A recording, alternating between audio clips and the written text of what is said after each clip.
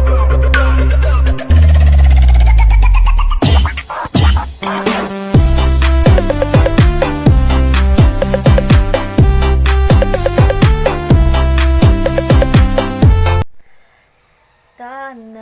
air ku tidak kulupakan. Assalamualaikum warahmatullahi wabarakatuh. Hai teman-teman, nama saya Alisa Eka Putri. Saya dari kelas 12 TAP 1.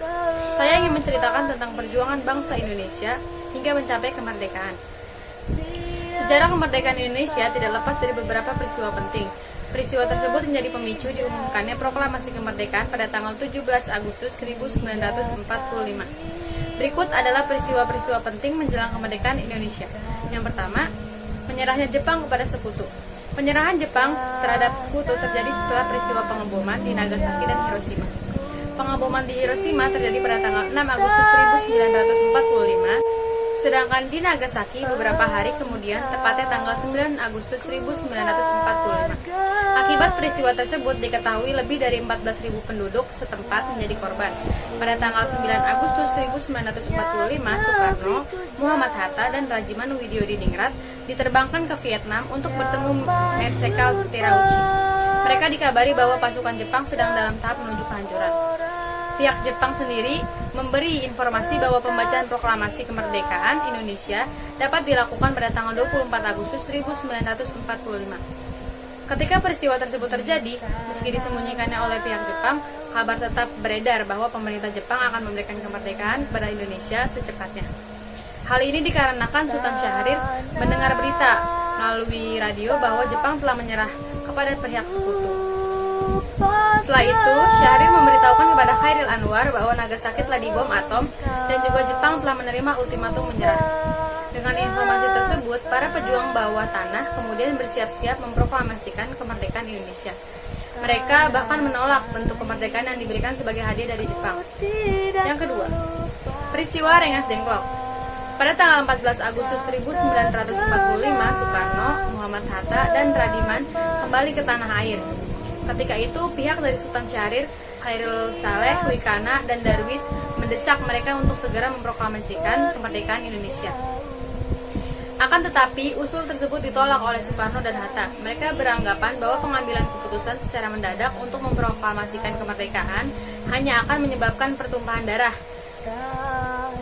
karena kekuasaan Jepang belum diambil secara penuh oleh Indonesia. Perbedaan pendapat itu kemudian terjadi di antara dua kubu yang dikenal sebagai golongan muda dan tua.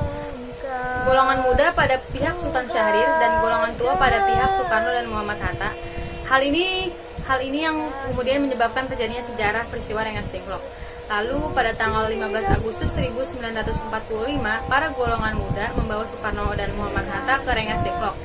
Penculikan ini bertujuan untuk mengamankan kedua tokoh tersebut dari pengaruh Jepang dan agar proklamasi kemerdekaan Indonesia segera dilaksanakan. Yang ketiga, proses perumusan teks proklamasi kemerdekaan.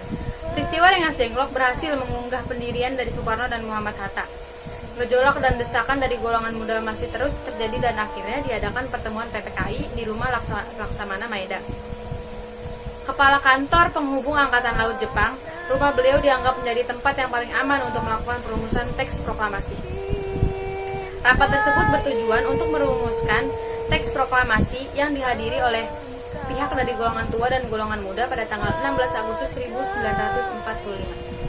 Perumusan teks proklamasi benar-benar sangat singkat setelah rapat yang diselenggarakan oleh Soekarno, Muhammad Hatta, dan Ahmad Subarjo selesai.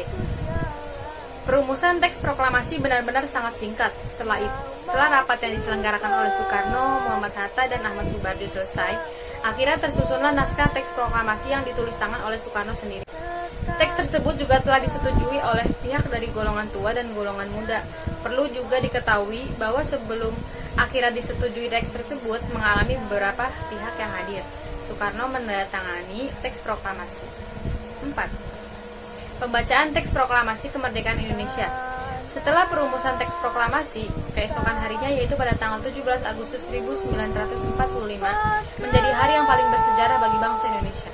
Dengan dihadiri oleh para tokoh proklamator kemerdekaan Indonesia dan juga seluruh rakyat Indonesia yang ingin menyaksikan hasil dari perjuangan meraih kemerdekaan Indonesia, akhirnya Soekarno membacakan teks proklamasi kemerdekaan Indonesia Oleh karena itu, kita sebagai generasi muda penerus bangsa harus mampu mempertahankan kemerdekaan Indonesia yang telah diperjuangkan oleh para pahlawan kita yang telah gugur di medan perang.